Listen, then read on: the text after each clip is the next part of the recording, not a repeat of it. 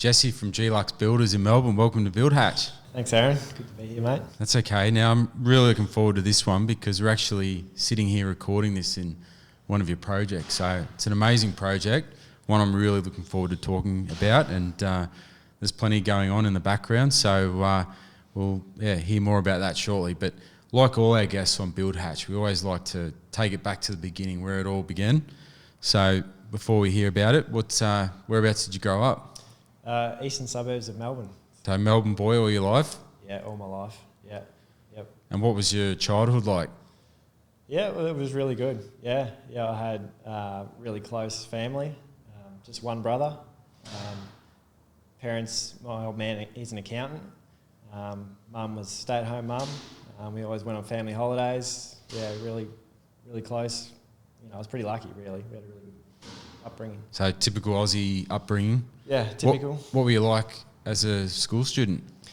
I guess I don't have ADD, but I've always got that never sit still kind of aspect to myself. And in school, I was always the kid leaning on the back of his chair and always wanting to be outside doing stuff. So academically, wasn't really my thing. I was pretty smart though, always really good at maths, passed everything with flying colours. So I definitely wasn't a high school dropout in that sense. And I was always building stuff as a kid. I was always opposite to my old man. He's a pen pusher in the office. He's got no idea how to use a tool. As if I was always outside stealing his hammer out of the shed, building billy carts, building tree houses, building trailers for kids to have bike rides down the street. I've always been an outside kid, pretty much. Yeah. Okay, so going through school, did you have any aspirations to enter the construction industry? Yeah, I was always pretty good at drawing, so I always had a bit of an architectural flair throughout school and loved to draw stuff. But I also had the hands-on as well, and in the end, I chose hands-on. I didn't want to take the academic path of becoming an architect. It wasn't for me. So yeah, I decided when I was 16, I want to go doing a carpentry apprenticeship. And my folks were super supportive. They were like, yeah, absolutely. If that's what you want to do, don't stay here and do VCE, go and do your apprenticeship. So you left school, finish year 10. Looked for an apprenticeship in carpentry. Yeah, I put a board, notices around in all the hardware stores on the desks saying apprenticeship wanted. Oh, well, that's good. That shows a lot of initiative, doesn't it? Yeah. Well, it was 15 to 9 months, and that was when you go and get your job here in Vic. I'm not sure about the rest of the country, so I went and got a job at Coles doing fruit and veg. So I was doing that while I was still at school, and then got the apprenticeship. So then I was still doing fruit and veg at Coles on the weekends, and then started my apprenticeship, 16 years old. And did you leave that Coles job as well? Or eventually, yeah. I think I stuck it for another year or so. Yeah, just that extra bit of money. Yeah. Because you don't earn much money being an apprentice, do you? No, back then I think I was, $190 a week, I think, was my first year. Yeah, it's not a lot of money, is it? You wouldn't get an apprentice turning up for that these days, that's for sure, would you? All right, so so you found that apprenticeship, and how did that come about? Did someone see your sign or? Yeah, someone saw the sign, called me up and wanted to give me a go. I'd already done a bit of work experience throughout school with other builders, and so I had a little bit of general knowledge on site. My cousin was a carpenter builder as well, so I'd done a bit of work with him, and he inspired me in some way to get into the carpentry side of things. And then got onto a local builder. My parents would drive me to his house 6 a.m. every morning. Then I'd either catch a bus or a train home. And then, he was a builder that would do start to finish. So I was really, really lucky to have that apprenticeship, to be doing site works, footings. So you had that exposure to multi-trades? Yeah. Not just putting up stick frames and things like that? No, and most of the time it would be just me and him, or sometimes we'd have another carpenter. So it's pretty lucky to have that one-on-one experience with him throughout the apprenticeship. What's it like being an apprentice?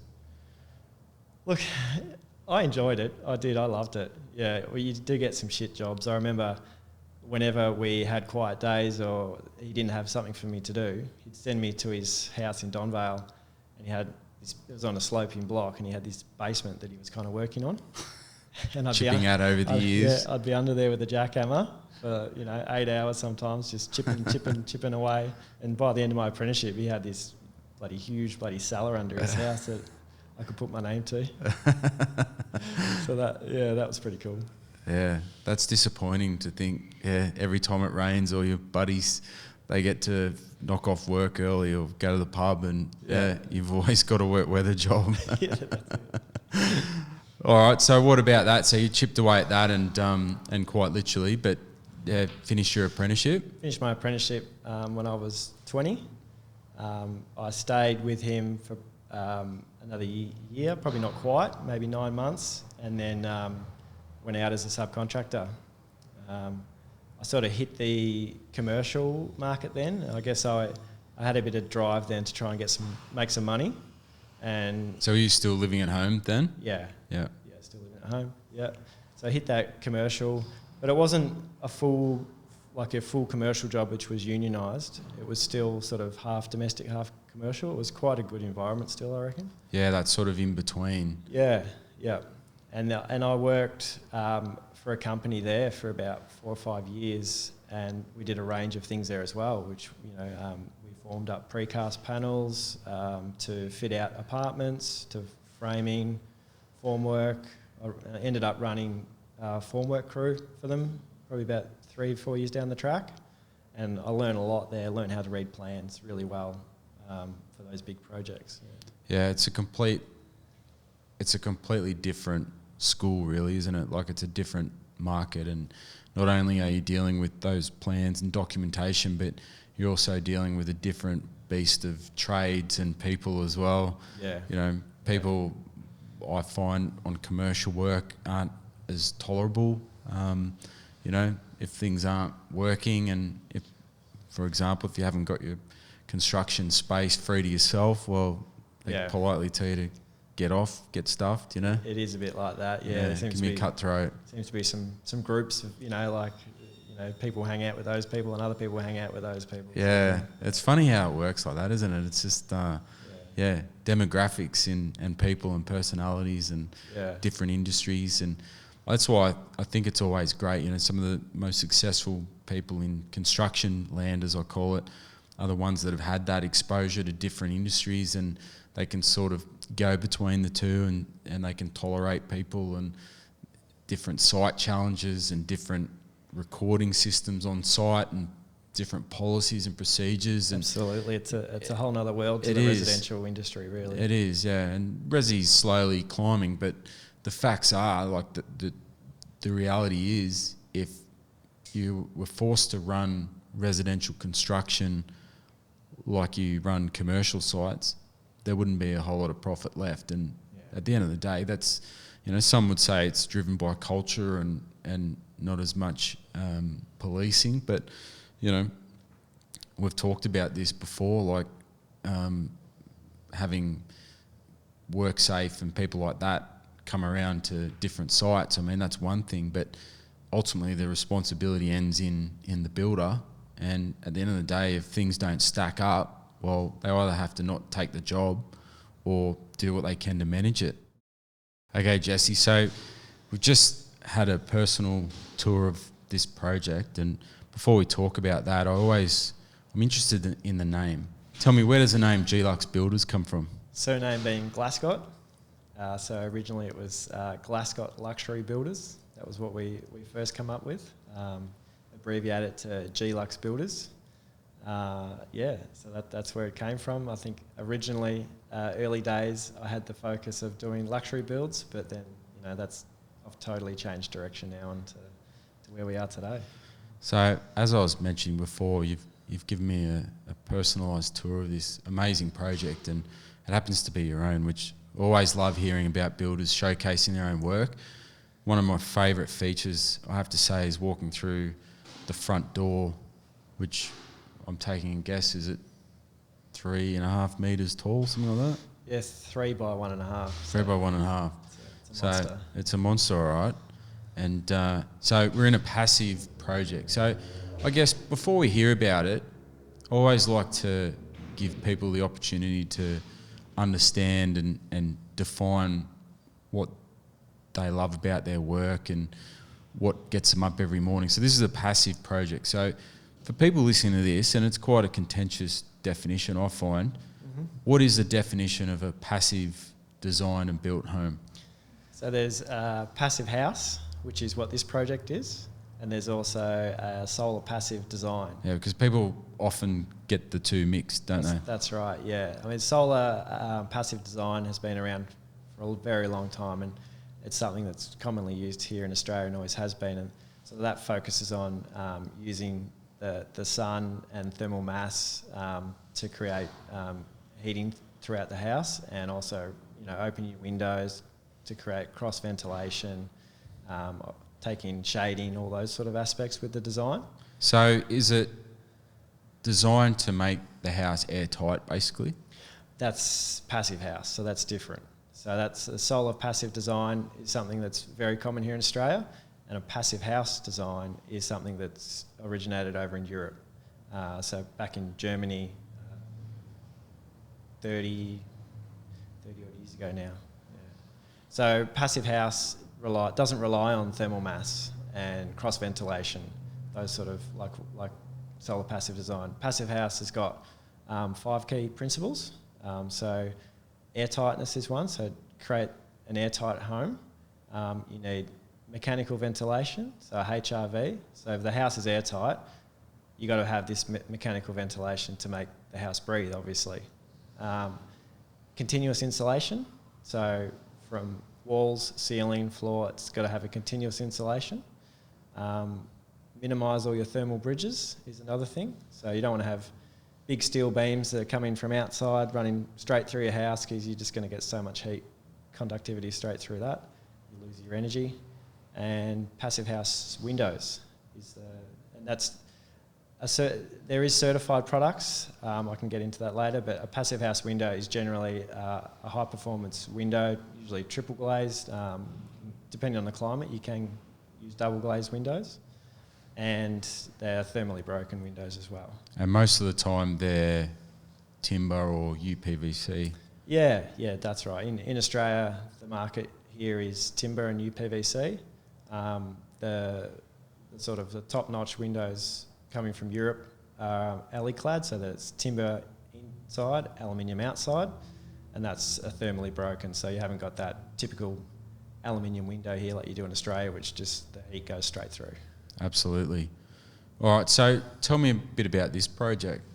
So this is going to be a certified Passive House Plus. So there's 3 different categories of a passive house. There's a Passive House Classic, which is your general passive house, and then you've got your Passive House Plus, which the house generates as much energy as the consumer uses, and then your Passive House Premium is the hierarchy, and I think there's only one here in Australia, and that produces more than what the occupants use. So this one's going to be a Passive House Plus, so we've got a pretty big solar system going on the house. So we'll be pretty much, running this house at no cost. So always like to find the motivation and the reasoning why you chose to sort of niche yourself into this market, which is a credit, because I often say, particularly as we go forward with this post-COVID life recovery of construction, it's important to sort of niche yourself into a particular field that you want to be an expert in. Yeah, absolutely. So usually there's an event or a passion or something in someone's life that triggered that, I guess, attraction. Yeah. So was there something there that caused you to fall in love with that sort of design? Throughout my building career, I've been doing, renovations, extensions, new builds, some unit development for developers. And I guess I just wasn't happy with what I was doing. I just felt it was just typical sort of run-of-the-mill stuff. And then I got introduced to Passive House through a friend, and instantly I got interested in it. I was up for a shoulder operation from years of being on the tools anyway. So what I did is, when I had the operation, I went and done the Passive House Tradesman's course. and yeah, haven't looked back since. It was such an interesting aspect on how to build a house, and it was a real eye-opener about how well you can actually build a house and build it properly. I feel like the way we've been building houses in Australia for this long, it's all, we just keep taking shortcuts and everything, and you're not building houses properly. And the more you learn about it, the more addictive it is, and the more you think, yeah, I mean, we should be building like this. Yeah, and I think, like, to be fair, it's also about having the right clientele that ultimately cares as well. And, you know, you can almost understand and appreciate, you can have a property developer who you know, maybe 70% of them, all they care about is the, you know, ROI, return on investment. Absolutely. So you can understand that. But then what we're starting to see is multi-storey buildings now being built from laminated timber and replacing steel. And so we are in that shift, I feel. Yeah. So, I mean, it always takes a leader to jump ahead of the pack to try and make that change and that little extra bit of care, because eventually having that extra element of costs that are associated with passive homes and passive solar homes as well, yeah, it'll become an even playing field. Absolutely. Like the last 3 years, it's becoming more common. More people are aware of it. We're getting more clients coming to us now that already know about it. Whereas a few years ago, people would come to us for a house, and we'd have to say, "Oh, have you heard about passive house?" And then, you know, explain it. Now people come to us, and some clients know more about it than us. You know, they love it, and we're always open to using innovative products as well, and which is perfect for the passive house niche. There's so many products coming out on the market now. It's sort of really starting to take off here in Australia, especially Melbourne. Melbourne sort of seems to be leading the way for passive house. All right, Jesse. So we've already talked about the windows, the timber windows that feature in this project. What about other features that make it a passive home? So for this project, we've gone for a panelised structural system. So we've used SIPs for the external walls and the roof panels, so structurally insulated panels. So it's a OSB internal and external skin with a EPS core. So 165mm thick, the external walls, and 265 for the roof panels. So no steel, these are timber panels, Yep. insulated and put Yep. together basically. So everything pre-cut, pre-numbered, a huge jigsaw puzzle, really. Goes up super quick. So the SIP panels are quite light. All the wall panels can be manhandled. The roof panels are a bit thicker and a bit bigger, so they're craned in. But they, you know, one day, 1.5 day for this job. Generally, it's 1 day for a roof. This is quite a complex roof, this one. And did you have to design it, or did you handpick a designer for it? I designed most of this house myself, and then got a passive house designer on board to tweak it to make it work to meet the principles. So you obviously completed that course in passive design and construction. What were some of the key fundamentals that came out of that you thought, I'd like to apply that to my own family home? Well, I stuck to just the tradesman's course. There is a designer course, and that's probably a bit over my head. So with what I took out of the tradesman's course was the basics to passive house, and that's about getting your air tightness, about your ventilation system. They did go into basics of design like orientation and shading and how important that is. So I guess putting this design together, I had a pretty good aspect of the design factor, but then you need that someone with that extra knowledge for the actual finer details. That you haven't got enough north-facing windows. We need to, give you a bit more here, and you've got too much on the west. You're going to get overheating. You need shading here. It's quite a calculated design. Actually, it goes into a software called the PHPP. It's like a huge Excel spreadsheet. And what it does is it will calculate everything in this house and make sure that the house isn't going to get overheating and all those sort of things. And so it's quite extravagant the way it's done. Yeah, well, you said it then. calculations, and that's basically what it's about. The fundamentals of calculating energy consumption, thermal mass intake, plus how much energy that space will be able to produce and use and consume with the occupants, such as you and your family. So there's a bit that goes into it. Yeah, it's quite difficult really to go out and say, well, look, I'm going to come up with a passive house or project. There's a lot that goes into it. And another thing about the passive house, it gets monitored by third parties as well to get a certification. So you've got to pressure test your house with a blower door kit. So what you do is you pump 50 pascals of air into your house. It has to hold a certain amount of pressure before you get leakage. So for passive house, it's 0.6 pascals per hour it can leak, which is, for a size, this house is probably like the size of a business card or something. That's only the air leakage that you're allowed.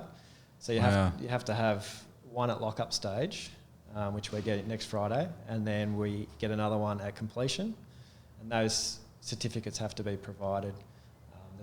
There's a few other certificates along the way that has to be provided, and that all goes over to Germany, and then you get your certification back to say it's all. So you're not just relying on a building surveyor to say, oh yeah, he's got his door seals on, or they don't even check for you if you've got draft stoppers on your exhaust fans, really. So you've got that certification, knowing in the back of your mind that you've got someone overseeing it. It's going to have to get done right. Yeah, it's legit. Yeah, and that's it. It's making sure that it's legitimate, and it's not just another box ticking exercise, which has come and gone in the industry many times over the years with different issues, such as passive design. All right, so tell me, what are some of the other features of this project? I mean, being a builder and building your own home is often a challenge. Yeah. So this one's been going on for a while, I assume? Yeah, I bought the land 4 years ago. It's a pretty prominent spot here on a busy roundabout, and I always had that in the back of my mind. I'm going to build something here that's going to get a bit of attention. There's a hell of a sign out the front too. It's one of the first things I noticed driving in. Yeah, 30-metre sign, which the council already told me to get rid of. That's not going to happen. It's a good thing. So it's. I guess I've really worked on my business development the last 3 years, and unfortunately this house has sort of been put on the back burner a bit. But finally, and that's a good thing, rightly so. Yeah, absolutely. I mean, you have to do that. It's a priority issue, it's a juggling act. That's something I had to do, and I definitely don't regret the way I've done it, absolutely. Yeah. But the beauty of this, you're on a pretty good exposure site, so advertising, marketing, things like that, there'd be 20, 30,000 car movements that go past every day, so they'll see your sign. Yep. And you're obviously niching yourself in this, at the moment it's a niche, it'll probably grow legs over the coming years and decades, but that passive industry in residential construction, which is a fast growing field too. It is, yeah. A lot of people say, you don't need a passive house in Australia, we haven't got the climate of North America or something like that. But to me, I think that's rubbish. If you can create a home that's super low energy and healthy for your family, what's wrong with that? That's exactly right. It's a great point.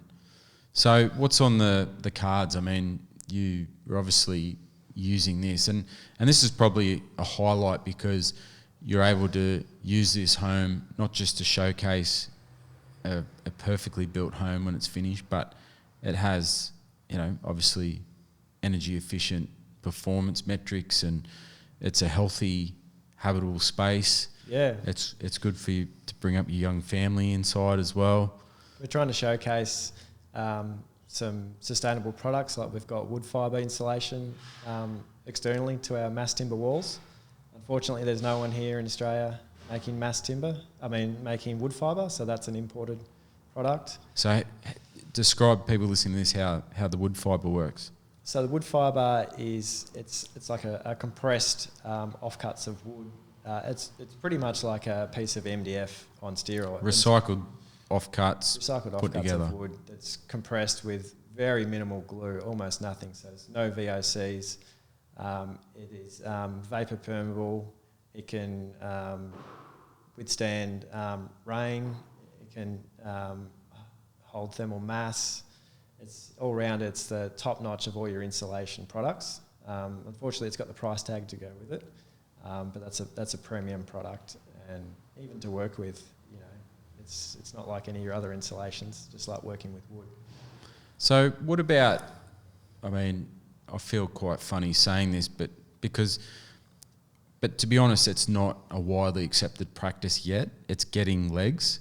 And there's the thing I love about the passive community, particularly in Australia, and I don't know a huge amount of information about it other than, you know, what's in the mainstream media, but I do know it's made up of a community of strong-minded, passionate people that are very proud of what they're doing to make these changes. Absolutely. Yeah, I think it's pretty common knowledge to say once someone gets introduced to passive, they tend to stick with it. Now, I'm not 100% obsessed. You have to build passive.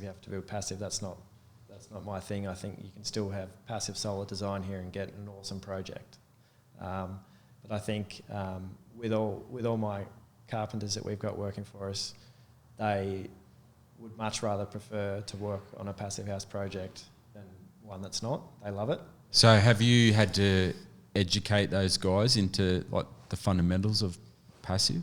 Yeah, so obviously can't beat hands-on experience. So we've done a few passive house projects now, and they've also done the certified passive house tradesman course as well, which is a 5-day course, and then at the end you can choose to do the test and get your certification.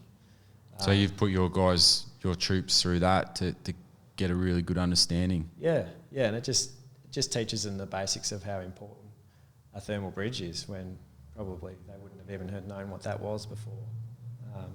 And you know, there's a few tips and stuff through, you know, how to create an airtight home. Don't go into that much detail in the course with practical sides of things. So more the practical side is they learn on site with what we're doing at the minute. So I guess I mentioned before about the community of people that care and sort of have a pretty strong knowledge of passive. Is there, how did you tap into that, or how did you, because it is very niche. Yeah, so I'm a member of the Australian Passive House Association, or the company is, and I volunteered and sponsored a project back in 2018, I think it was, called the Melbourne Icebox Challenge. And what we had is 2 little cubby houses, so to speak, at the Queen Victoria Market in Melbourne, and they were there for a week in summer.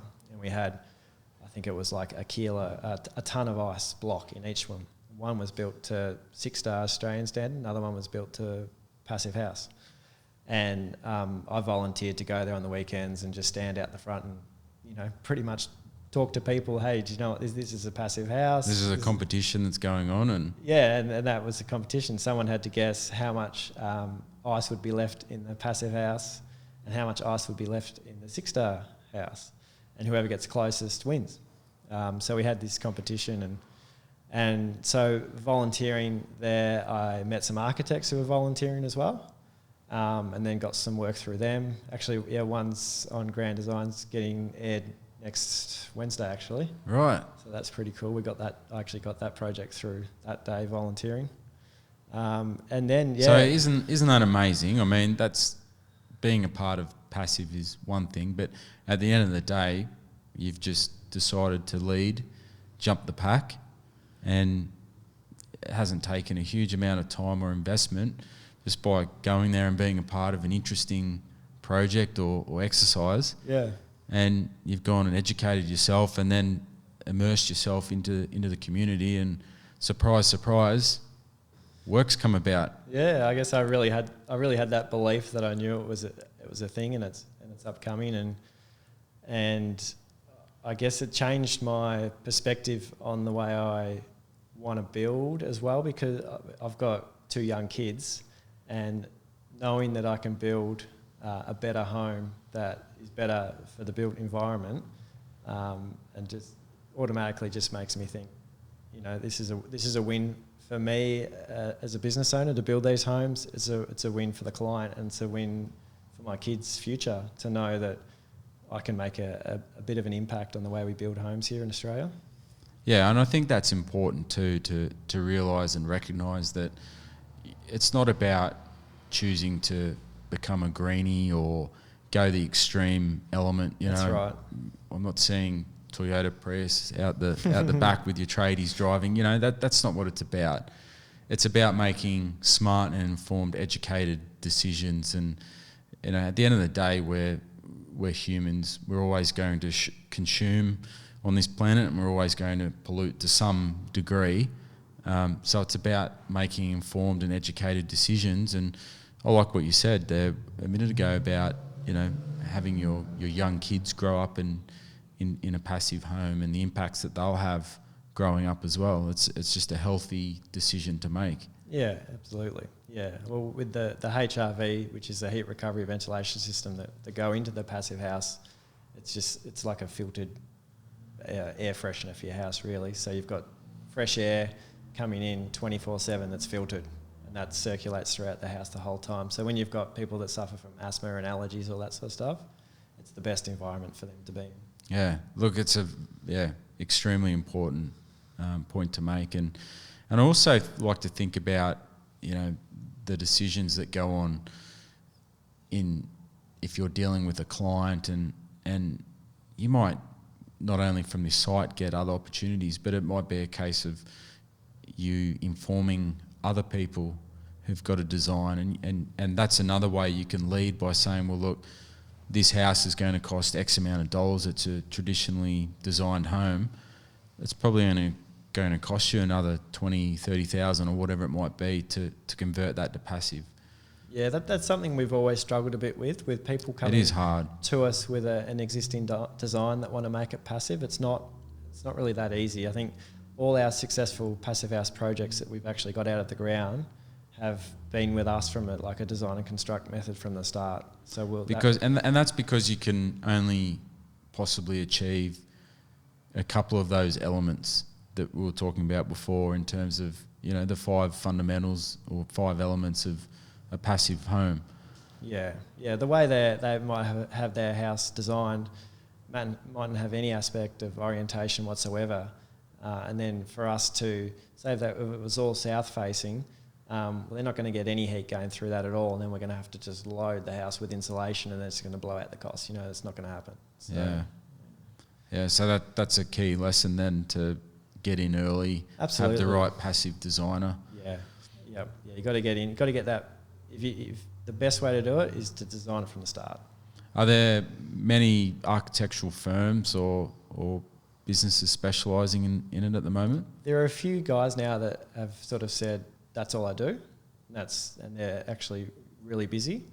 But there are also a lot of people out there that are trying to get their foot in the door as well, and got a few under their belt. We've probably got about half a dozen that we currently work with that have all got a little bit of experience. At least got 1 or 2 under their belt. So you're obviously fairly busy at the moment, not only just building other passive homes and other projects, but building your own home as a builder is always a challenge. Yes. So I'd imagine you're pretty well tied up with this place. Yeah. On weekends and after work when you can. I still love to throw a nail bag on, which doesn't happen much these days, but Saturday, Sunday I'm here, definitely, nail bag on. If I can try and get a day here once a fortnight, once a month or something as well with the boys, that's awesome. Yeah, I think that's important to note too. There's often jokes about a builder's own home, a bit like a mechanic's own car, but I think it's important to recognise that outside of work's pretty busy, and if you're not looking after your own clients and own projects, it can go horribly wrong. So I think you're getting the balance right. Yeah, I understand this. It's not a money maker because this is my house. So the other jobs obviously take priority. They're the ones that are bringing in the coin. That's right. But if ever there's a delay, everyone's here. I love the side office, by the way, with the dunny out the back, and particularly for our overseas listeners who listen to this, if if they're wondering what a dunny looks like, I love it. We've got a few of these prefabricated site sheds, so we put them up and pull them down for every job. Well, got the toilet in yeah, that's what I mean. So sitting here talking to you clearly care about it a lot, because the easy, laziest option thing to do is to get a portaloo dropped off and get pumped out with toxic waste every week. And you've had the foresight to invest in a side office combined with a dunny out the back. That's it. Yeah. Now, if people listening to this will probably be thinking the same thing. If I was saying, look, Jesse, it's all well and good to have a passive home, but if I wanted to create a passive home and compare it, similar size, main features, elements, how much of a difference is there? Is there a difference in costs? Absolutely there is, but it depends on what aspect you're coming from. If you're going from more of a sort of mid to architectural build anyway, usually you've got some quality windows in those sort of homes anyway. So if you're taking it from more of a volume builder aspect with the quality of that build, well then, there is going to be a fair price difference. So it kind of depends on which sort of market you're kind of comparing. And also, energy consumption and things like that. Yeah, so we generally, all our homes, we're putting solar panels on now. We're not running gas in any of our homes either, so everything's electric. Part of the calculations with passive house is the amount of energy consumption. So it's super low. So we use heat pump for our hot water units, which use minimal energy. Air conditioning. Generally, there's a thing going around saying that passive house doesn't need heating or cooling. Well, generally you might be able to get away with that, but we always say put a splitty in just to be safe, because you can't go putting one in later, really. Yeah, that's a big call, isn't it? As Australia's getting hotter, it's a big call to say, you don't need it, but it's always good to have. Yeah, I mean, the rule is with passive house, it's going to stay in between that 20 to 25 degrees inside all year round. But if you get a burst of 4 days in a row over 40, you are going to get into that overheating over the 25 degrees. So, turn your splitty on for an hour or whatever, bring it back down to 20 and then turn it off. So you're not going to use it every day or for hours throughout the day. Yeah, you're obviously very passionate about it. You obviously know quite a lot about it, which is always good. What's on the cards for GLux Builders moving forward? GLux Builders, we've got a number of projects, passive house projects, coming up for the rest of the year and for next year as well. Panel projects as well. We're trying to get into the panel market. There's not many panel suppliers here in Australia. They're all overseas. But the more panels we tend to use over here, the more of a market it's going to make. So then we're hopefully getting some people manufacturing. Mass timber is something I love. Chippy background, love timber. So we've got into some CLT and some glue lamp projects as well. They're always pretty exciting. The guys love them.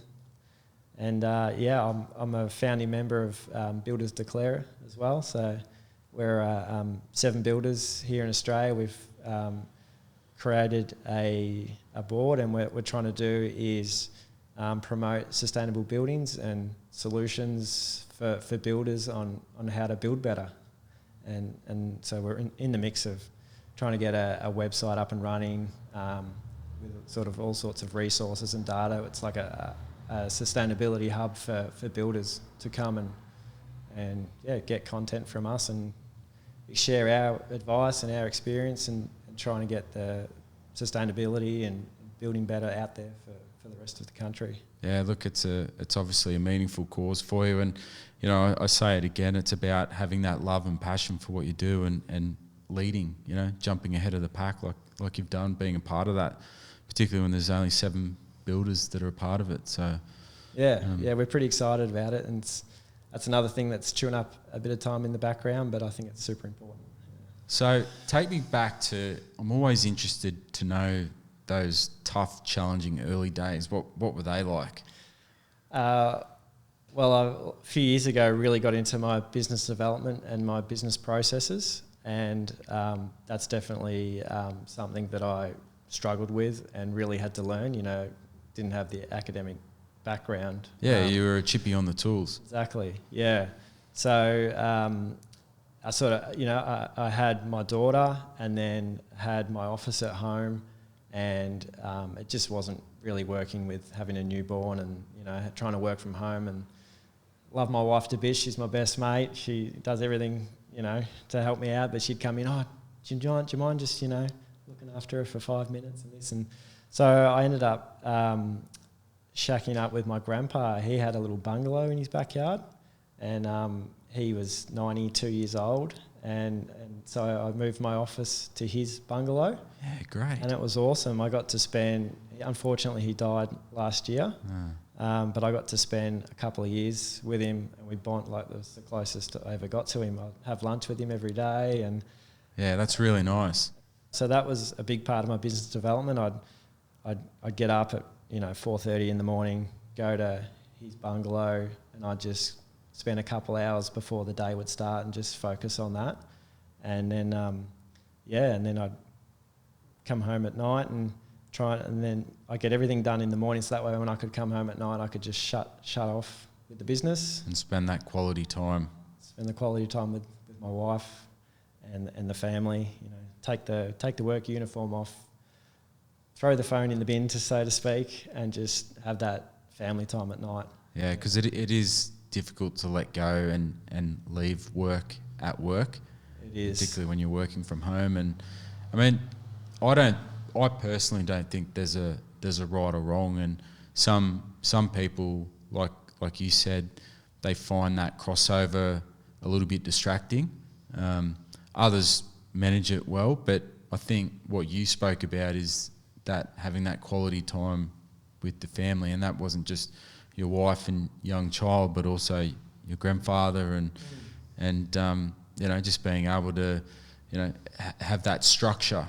And I think at the end of the day, that's what works, that structure of you were able to get in the car, go to your grandfather's bungalow where your office was at, and do what you had to do, and that structure.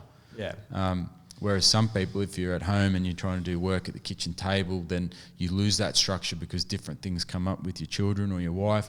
Whereas maybe you have a study downstairs, you can go in there, turn off from personal life, switch over to business life, and that works okay. So, yeah, it's such a hard and difficult juggling act. It is, yeah, and it's something you really just have to put time aside and do it. Yeah. Look, you raise a good point in that juggling work is hard enough, let alone throw your own project into the mix as well. It's always another gear stepped up. But do you often get asked, how long until you finish that home, Jesse? Yeah, pretty much 3 times a day I reckon I get asked. And, the answer is, yeah. It'll be built when it's built.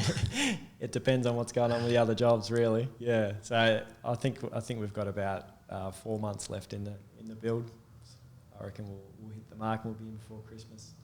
Yeah, look, that'll be nice. And I love getting around and talking to guests every week, and I've particularly enjoyed this one, sitting down talking to you and your future home. And yeah, I take my hat off to you. It's always a challenge to lead, and you're clearly leading by setting a really good example, not just with your family, but also the greater community. You mentioned before about this house is sort of between your home at the moment and your kids' school. So it would be definitely getting a lot of attention. So that pressure of having to build it is extra pressure. Yeah, we're getting watched, that's for sure. All right, Jesse. Well, look, I'm really excited to, I'm really looking forward to watching and seeing what happens in this space. I think passive construction and design is really gaining a lot of momentum, and I think it's an exciting part of construction to be a part of. So well done to you, and thanks for showing me this beautiful home, and thanks for coming on to Build Hatch. No worries. Thanks for having me, Aaron, and appreciate everything you're doing for the industry too, mate. That's all right. Look, thank you. It means a lot to me. And if the people that are listening to this and want to find out more information, get into contact with you and have a look at this project, what's the best way to go about it? Probably just reach us on Instagram, send us a message, and then we'll be in touch if you want to come and have a look and learn a bit more about Passive House from a builder's perspective. Just reach out and we'll come and show you. All right. Well, All thanks right, mate. again, Jesse. No worries. Thanks, Aaron.